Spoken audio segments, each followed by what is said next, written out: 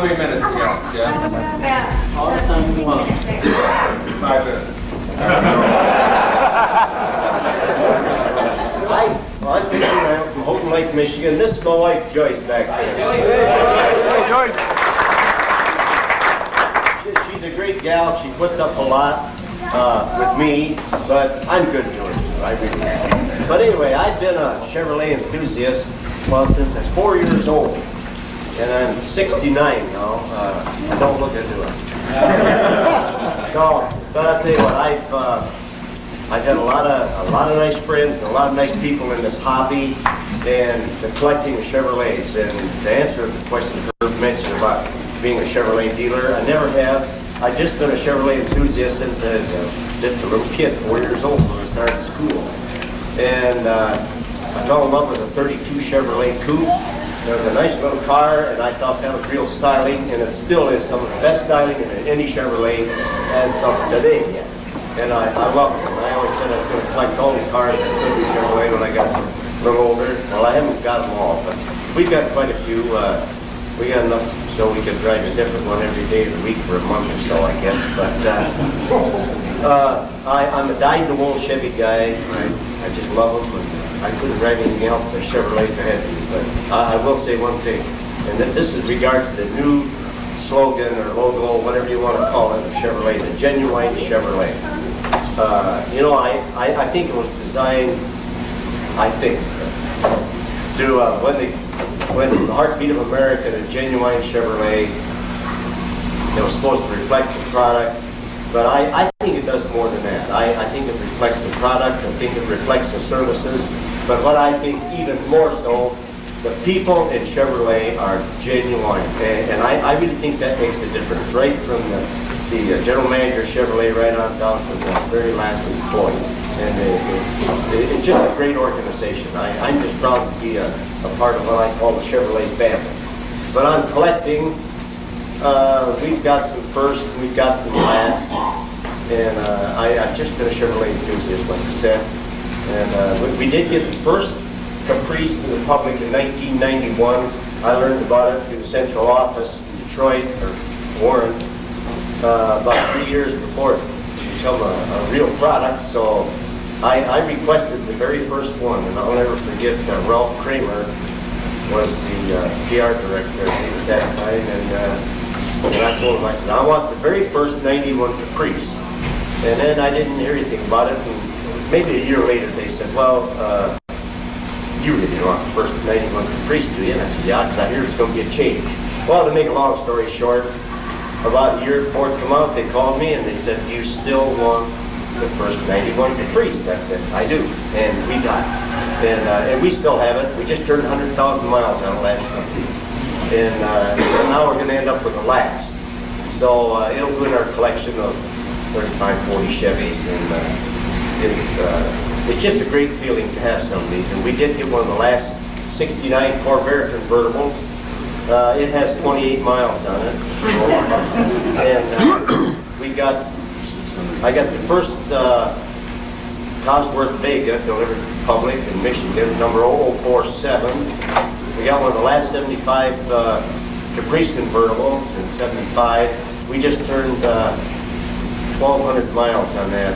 They had 700, and we took it to Detroit for the big Centennial Parade. And then we got some other first and last. But it got to the point where I think Chevrolet was getting so they didn't want to sell me anything, or any of the GM people, because every time I bought one, they quit producing them.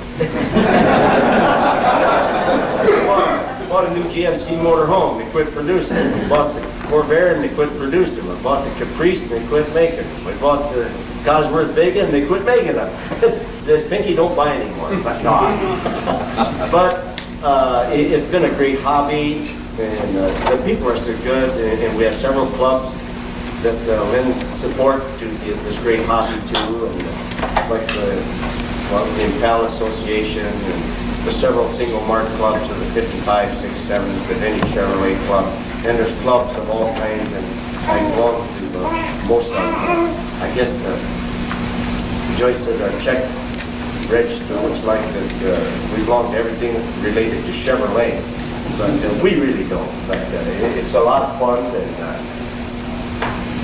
I'm just grateful to be here, and I thank Chevrolet, and Jim Perkins, and the management people at Chevrolet who have always been just real great to us. And I thank you for the opportunity to be able to be here, and especially for the opportunity to be able to purchase the last Impala SS, which we will drive. We will take care of it. But it'll not see any inclement weather, I don't think. That's the reason we like to not drive it back to Michigan, because we don't know what we're going to run into in the weather. So it'll be delivered at the dealer, and I think he wants to keep it on display for a couple of weeks or whatever to let people see it, which is good. We'd be glad to share it with them. But we will take care of this car and drive it. It's not just a few miles a year, but it's hard to say just what's going to happen. Does anybody have any questions? Yes. You think you're trying to buy the first Impala SS? I'm sorry. You didn't buy the first Impala SS? No, this is the first Impala we will have owned since 1970. But I did not get the Impala SS. Someone else got a question. What color is your car? It's on my shirt.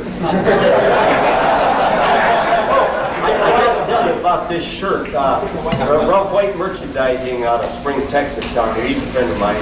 So I was seeing a show last month in Las Vegas, and he said, "Pinky, you're getting the last one." He said, "What are you going to do about shirts?" I said, "Well, I'd like to get, I don't see any red shirts in your catalog. All they are is the black ones."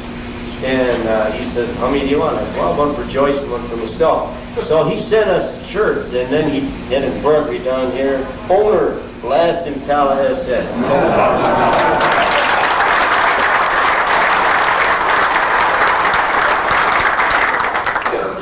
Question over here? Yes. You know that second gear is a mother, I tell you. Can you handle it? Can you handle the second gear in that Impala? Second gear. I don't understand the question. I can handle it. Where's your collection stored at? Houghton Lake, Michigan. We have a private museum with a lot of stuff in it. We have 35, 40 cars, and then I'm a collector of literature. We have probably, and I don't say these things boastfully, but I feel your people appreciate it and not violate the trust I put in you as far as security is. But we do have a big collection of Chevrolet literature and history, which we share quite frequently with Chevrolet. Things that they may want in the area of literature and history and this type of thing. And we collect signs and memorabilia, watches, toys, posters, you name it. We got a quite extensive collection of Chevrolet items. If any of you ever come to Houghton Lake, Michigan, we'd be glad to share it with you. It's a private one, it's not open to the public, but we would be glad to share it with you and do what we can in that area and answer any questions we can. Pinky, we did mount the photographs that you sent to us. They're downstairs by the stage, so if you want to take a look at Pinky's basement and some of his collection, we did have photographs. We call that the lower level now. But we have quite a large basement. Before we turned it into our private museum, we used to keep 8, 9, 10, 11 cars in it. But now we only keep a couple. Joyce said that we got to keep them for the family, not simply itself. So. And then we have a couple storage buildings with all the cars in it. All of our cars are not restored, however. We're trying to work on them and get the collection in order. What's the oldest Chevy that you have? I'm glad you asked that question. The question is, which is the oldest, or what is the oldest? We have, of course, the first year, is 1912, and I'd like to find one. I do not have one. But we do have 4 1914 models. We have 2 baby grands. That's a touring car. One's restored, and one is purely original. What was that, about 5 years ago, John? Got down out of Harper Woods, Michigan. Jim Perkins come met me at the lady's house and made it available to us. Then we have a 14 Royal Mails restored, and you'll see some of these cars pictures in the pictures downstairs. Greg can tell me about it. And then we have a extremely rare 1914 6-cylinder Chevrolet. It's called a Light 6. It's a Model L, they call it. But, you know, in Chevrolet in 1914 produced several cars. They produced the Royal Mail Roadster, which is a 2-passenger. They produced the Baby 4-cylinder. Then the Baby Grand, which is a 4-passenger, 4-cylinder. And then they produced a 6-cylinder Classic 6, which is a huge car, 20-inch wheelbase. And then they produced the Light 6, which is a smaller one, and it's a 6-cylinder, 112-inch wheelbase, where the Royal Mail and Baby Grands had a 104-inch wheelbase. So they produced 104, 112, and 120-inch wheelbase. Even back then, they had quite a few models. And I love the old cars. 3 of the 4 have gas lights. They're no good when you have to travel at night. But I just like the antique part of it. And they're great cars. But then people say, boy, they look at them, they don't make them like they used to. My comment is, thank God. Okay, Ricky, that was the 5 minutes.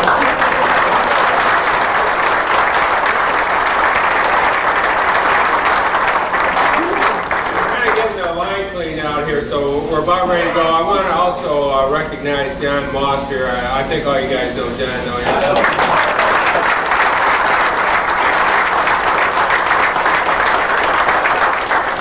Stay down. We got 2 minutes.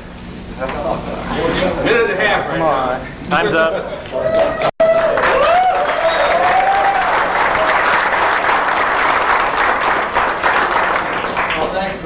Thank you, ovation.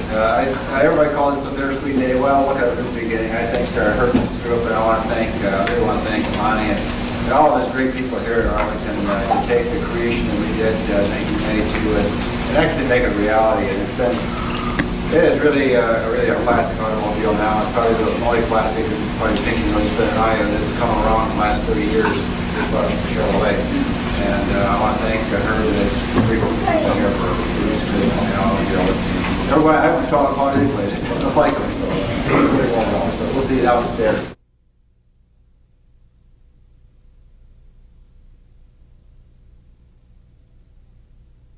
If we could get the people to move back just a little bit because we have a video going right here, and I'm sorry if we could just kind of scoot back just a little bit, or like actually a lot.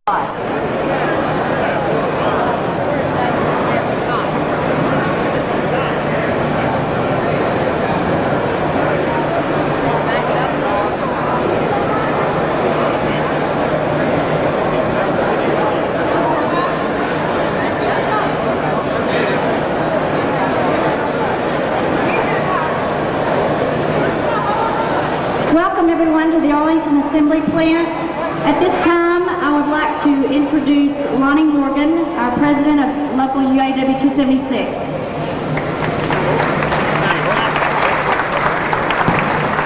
Thank you, Jan. We want to welcome all the guests here today.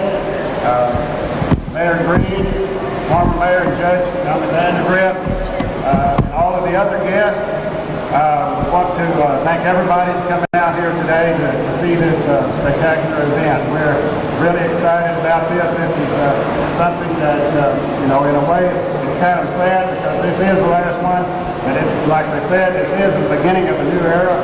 When we get through building out today, we're going to be ready to start building trucks in the next few months, and that's exciting also.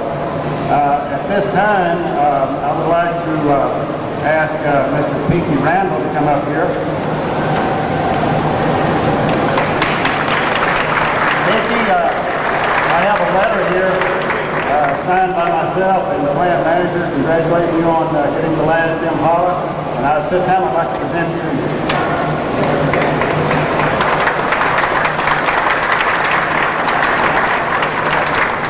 Well, thank you very much. This is a real honor, and it's just great that so many people turned out for this, and I didn't realize it would be such an occasion. I had somebody ask me about the license plate on the front of that car, Mr. Chev. I might tell you that that is a registered license plate in the state of Michigan, so it'll find a place right there all the time. Thank you very much. Thank you. Thank you. Thank you. At this time, I'd like to introduce plant manager Herb Stone. Thank you, Lonnie. Well, as you look around the line here and see the tradition of GM Arlington and the products that have been built here, obviously we hate to see the rear-wheel drives leave, but I guess as everything finally gets its time, it has to go. And we really, all of our employees have done a great job building these products, and we really look forward to building trucks here at GM Arlington. We've got a tremendous workforce, very flexible workforce that is really going to go from building rear-wheel drives and a very, very old car to building a new body shop with high technology and all new equipment. So we're really looking forward to that. Also, we'd like to give recognition to the Impala Club that's here with us today. Obviously, they supported General Motors and Chevrolet, and we thank you all very much. Thank you.